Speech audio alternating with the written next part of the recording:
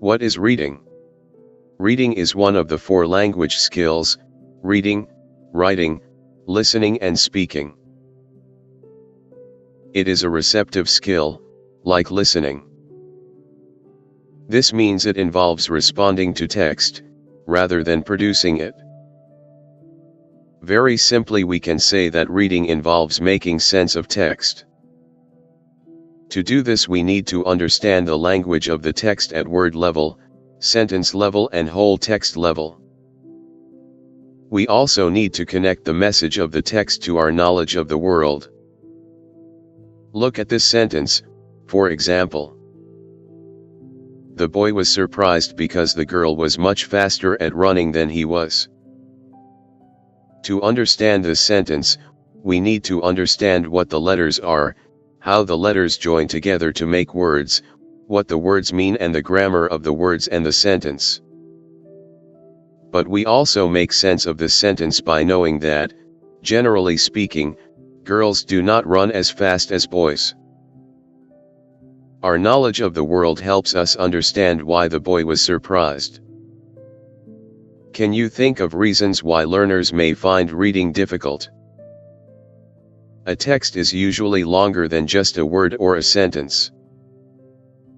It often contains a series of sentences, as in a letter or even a postcard. These sentences are connected to one another by grammar and vocabulary or knowledge of the world. Reading also involves understanding the connection between sentences. Let's look at the example again with more details. The boy was surprised because the girl was much faster at running than he was. Then he found out that her mother had won a medal for running at the Olympic Games. The second sentence gives us a possible reason why the girl was so good at running. But we can only understand that this is a reason if we know that Olympic runners are very good. This means we need to use our knowledge of the world to see the connection between these two sentences, coherence. The grammatical links between the sentences, cohesion, also help us see the connection between them. For example, in the second example sentence he refers to the boy in the first sentence, and her refers to the girl. When we read, we do not necessarily read everything in a text.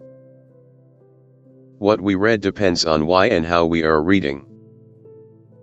For example, we may read a travel website to find a single piece of information about prices. But we may read a novel in great detail because we like the story and the characters and want to know as much as we can about them. These examples show us that we read different text types and we read for different reasons. Some examples of written text types are letters, articles, postcards, stories, information brochures, leaflets, and poems. All these kinds of text types are different from one another. They have different lengths, layouts, the ways in which text is placed on the page, topics, and kinds of language.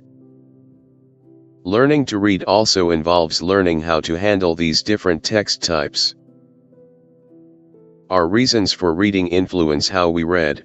For instance, which reading subskill, a skill that is a part of a main skill, we use. For example, if we read a text just to find a specific piece or pieces of information in it, we usually use a subskill called reading for specific information or scanning. When we scan, we don't read the whole text. We hurry over most of it until we find the information we are interested in, for example when we look for a number in a telephone directory. Another reading subskill is reading for gist or skimming, i.e. reading quickly through a text to get a general idea of what it is about. For example, you skim when you look quickly through a book in a bookshop to decide if you want to buy it. Or when you go quickly through a reference book to decide which art will help you write an essay. A third reading subskill is reading for detail. If you read a letter from someone you love who you haven't heard from for a long time, you probably read like this, getting the meaning out of every word.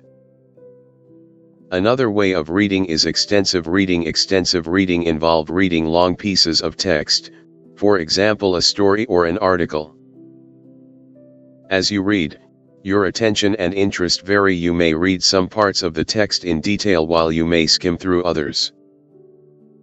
Sometimes, especially in language classrooms, we use texts to examine language. For example, we might ask learners to look for all the words in a text related to a particular topic, or work out the grammar of a particular sentence. The aim of these activities is to make learners more aware of how language is used. These activities are sometimes called intensive reading. They are not a reading skill, but a language learning activity.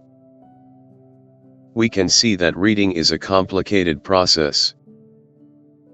It involves understanding letters, words, and sentences, understanding the connections between sentences, understanding different text types, making sense 0f the text through our knowledge of the world, and using the appropriate reading sub-skill.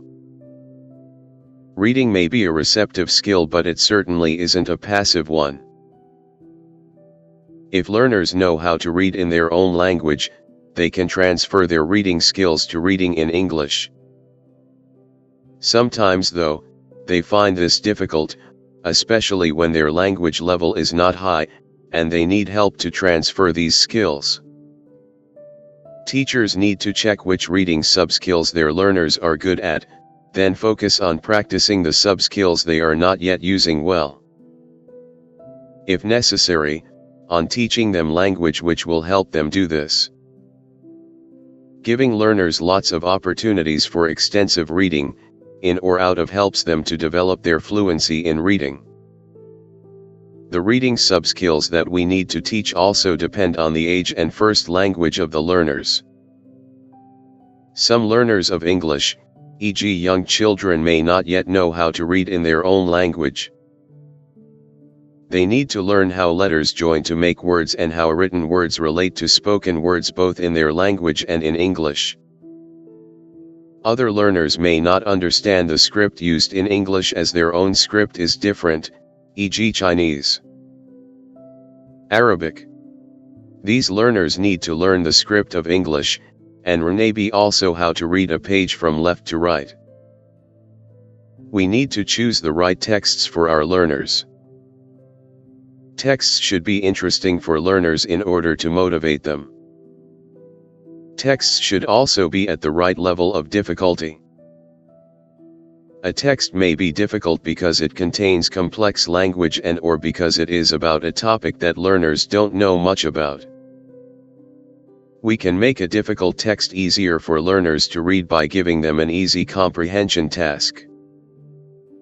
Similarly, we can make an easier text more difficult by giving a hard comprehension task. This means that the difficulty of a text depends only on the level of the comprehension task that we give to learners. Sometimes we may ask learners to read texts that are specially written or simplified for language learners. At other times they may read articles, brochures, storybooks, etc. that are what a first language speaker would read. This is called authentic material. The language in authentic material is sometimes more varied and richer than the language in simplified texts. Experts believe that learners learn to read best by reading both simplified and authentic materials. Different reading comprehension tasks and exercises focus on different reading sub-skills. Teachers need to recognize which sub-skill a task focuses on. Teachers need to choose comprehension tasks very carefully. They need to be of an appropriate level of difficulty and practice relevant reading sub-skills. The activities in a reading lesson often follow this pattern. 1. Introductory activities. An introduction to the topic of the text and activities focusing on the language of the text. 2 main activities, a series of comprehension activities developing different reading sub-skills. 3 post activities, activities which ask learners to talk about how a topic in the text relates to their own lives or give their opinions on parts of the text. These activities also require learners to use some of the language they have met in the text. 2i.